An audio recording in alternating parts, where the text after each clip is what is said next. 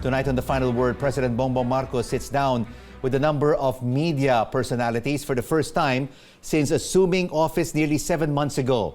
I was one of the journalists in this panel interview.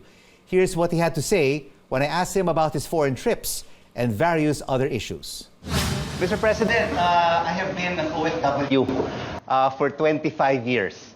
Hong Kong, London, and Singapore.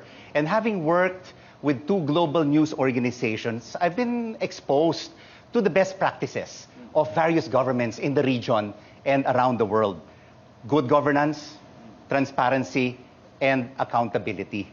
The Filipino people really want to know, from your 8 overseas trips in the last 7 months, how much have you spent per trip?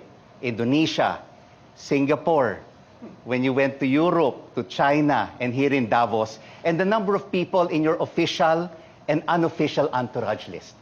Para lang klaro po sa ating mamamayang Pilipino. Well, I don't have the figures. I'm sure their figures are somewhere. Pero will it eventually be revealed, Mr. President? Well, for the Filipino people? Once we've calculated everything, because this last trip, of course, was just we just finished during the weekend, and we came back on Saturday. So on terms of the cost, you know, the way I see it, you have to look at it as ROI. Do we bring something back or do we not? If you say, I don't know, as I said, I don't know the exact figures of the cost and everything. But for example, we came back from China with pledges of 22 billion. Let's say we get actual out of that 1 billion. Bawing-bawi lahat ng 8 trips. Finished. That's the idea.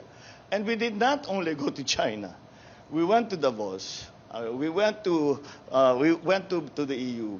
We went to ASEAN. We went to APEC. So in each of those, many pledges were signed. And as I said, it is up to us.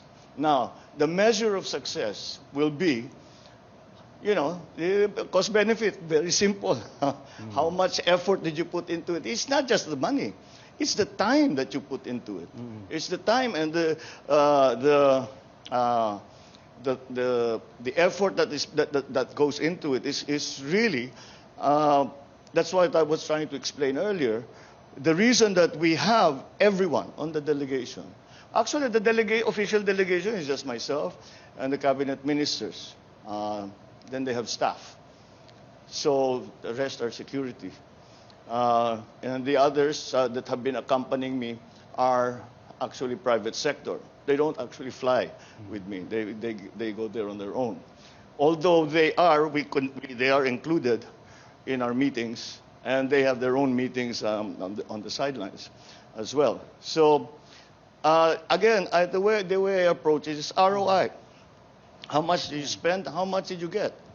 And again, as I'm saying, if we get just one of the MOUs, isa lang. Napakahina naman natin if isa lang ang makuha natin. Hindi namin ginagawa trabaho namin kung yun lang isa lang makuha natin. But sabihin na lang natin, isa lang ang makuha natin. Bawi na lahat ng trip ko. Pero Mr. President, sinasabi rin ng mga kritiko that no matter how the government tries to invite investors to the country, but if there's a lack of transparency, accountability, the country does not really invite confidence. I fully agree. So we will have transparency. Ililista ba ninyo yung gastos, Mr. President? So there will be accountability and transparency in everything that we do. That's the axiomatic. Who's going to argue with that? That is one that. But it has not been an issue that the private businesses bring up. They bring up ease of doing business. They bring up the cost of energy. They bring up the problems of legislative guarantees. Ang legislative, lalo na sa PPPs, legislative guarantees, ibig sabihin na sa gitna ng project nila, papalitan yung batas, hindi nakikita yung project nila, pero pilit pa rin silang tapusin. Yun, yung mga nangyayari daw. Yan ang mga sabi nila, yan ang rinireklamo nila sa Pilipinas. So the critics will have their say.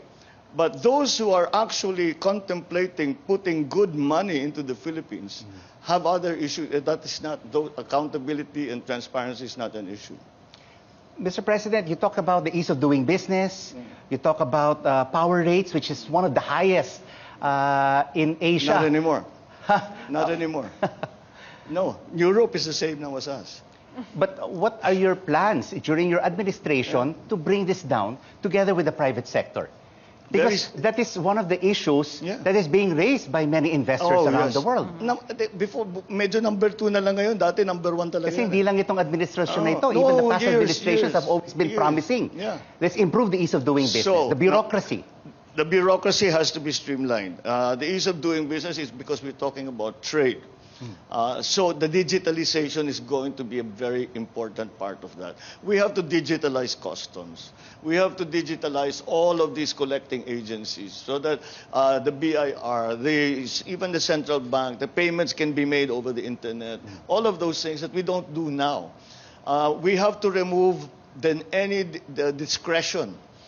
It's just like kung gawin, if the thing is to lahat ng kahit wala kang kausap na tao, nagagawa mo yung kailangan mo. Kung makuha mo yung lisensya mo, makuha mo yung permit mo, makapagbayad ka nung whatever it is, ng fee, whatever it is to get your papers, whatever it is. So we came up against a very disturbing finding here in the Philippines. The ordinary Filipinos who have connectivity talk to every aspect of their lives through the internet, to the school of the children, to their business, to their friends. And the only entity that they do not talk to over the internet is the government, because the government is not digitalized. So let's digitalize the government, and that will take us a long way to helping in the ease of doing business. Now, the problem of energy is a very major one. It's a very major one because at the bottom of it is simple.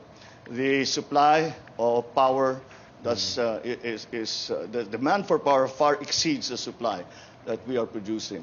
And there's also a problem in distribution, which is why the prices are so high. And that has to be fixed also.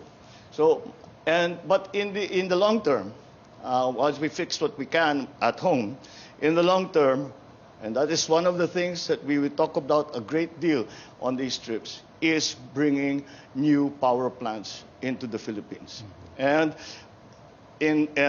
of course, we are stressing on renewables because we're trying to improve the mix of power generation between traditional and renewables. So that is, but that's a long term.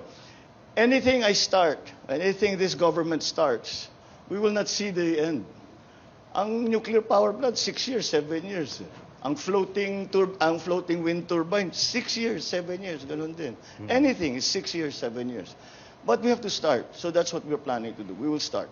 Isang tanong na lang, baka kasi hindi na ako makakatanong eh. Mr. President, ang ating utang, 13.6 trillion pesos, ang taas-taas.